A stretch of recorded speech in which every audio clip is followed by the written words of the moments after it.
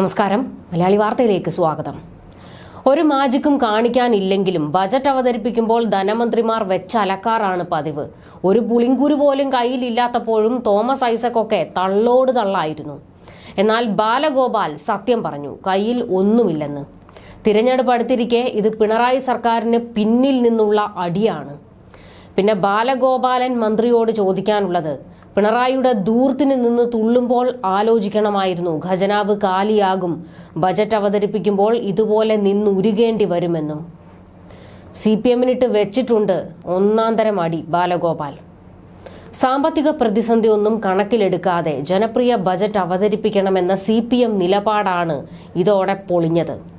അതിന്റെ മൂട്ടിലിട്ടാണ് ധനമന്ത്രി പൊട്ടിച്ചതും.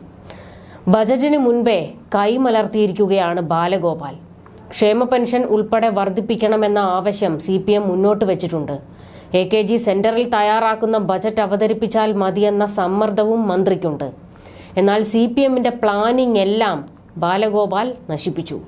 ക്ഷേമ പെൻഷൻ അടക്കം പൊതുജനങ്ങളെ നേരിട്ട് ബാധിക്കുന്ന സേവനങ്ങൾക്ക് പണം വകയിരുത്തിയും പ്രതിസന്ധി കാലത്ത് അധിക വിഭവ സമാഹരണത്തിനുമുള്ള പ്രഖ്യാപനങ്ങളുമാണ് ബജറ്റിൽ പ്രതീക്ഷിക്കുന്നത്. സാമ്പത്തിക പ്രതിസന്ധി മറികടക്കാൻ സ്വകാര്യ നിക്ഷേപം പ്രോത്സാഹിപ്പിക്കുന്നതിന് ബജറ്റിൽ നടപടികളുണ്ടാകും.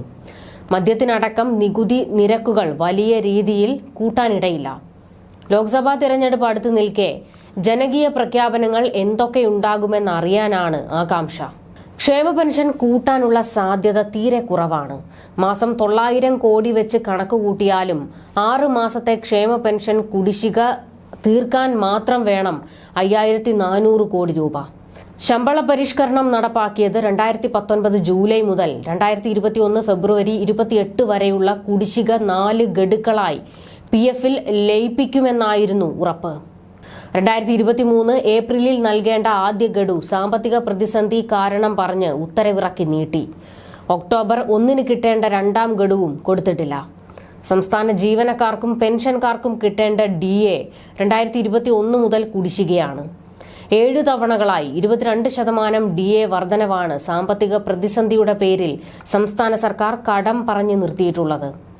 നികുതികളും സെസ്സും അടക്കം വരുമാന വർധനയ്ക്ക് സർക്കാരിന് മുന്നിൽ മാർഗങ്ങൾ കുറവാണെന്ന് സമ്മതിക്കുന്ന ധനമന്ത്രി സാധാരണക്കാരന് അധിക ബാധ്യതയുണ്ടാകുന്ന നിർദ്ദേശങ്ങൾ അധികമുണ്ടാകില്ലെന്നും സൂചിപ്പിക്കുന്നുണ്ട്. ക്ഷേമ പെൻഷൻ മുതൽ സപ്ലൈകോയും നെല്ല് സംഭരണവും വരെ ജനങ്ങളെ നേരിട്ട് സ്വാധീനിക്കുന്ന സേവന മേഖലകളിൽ തടസ്സമില്ലാത്ത ഇടപെടലുകൾക്ക് സംവിധാനമുണ്ടാകും. വൻകിട പദ്ധതികൾക്കും സർക്കാർ മിഷനുകൾക്കും പണം കണ്ടെത്തും വിധം നിർദ്ദേശങ്ങൾക്കും ഉണ്ടാകും മുൻഗണന. വരുമാന പരിധി കൂടി കണക്കിലെടുത്ത് സർക്കാർ സേവനങ്ങളിൽ പരിഷ്കരണങ്ങൾ വന്നേക്കാം.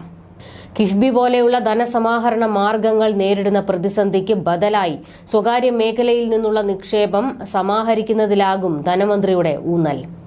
പദം പറഞ്ഞിരിക്കുക മാത്രമല്ല, പ്രതിസന്ധി മറികടക്കാനുള്ള വഴി തേടുന്നത് കൂടിയാകും ഇത്തവണത്തെ ബജറ്റെന്ന് ചുരുക്കം.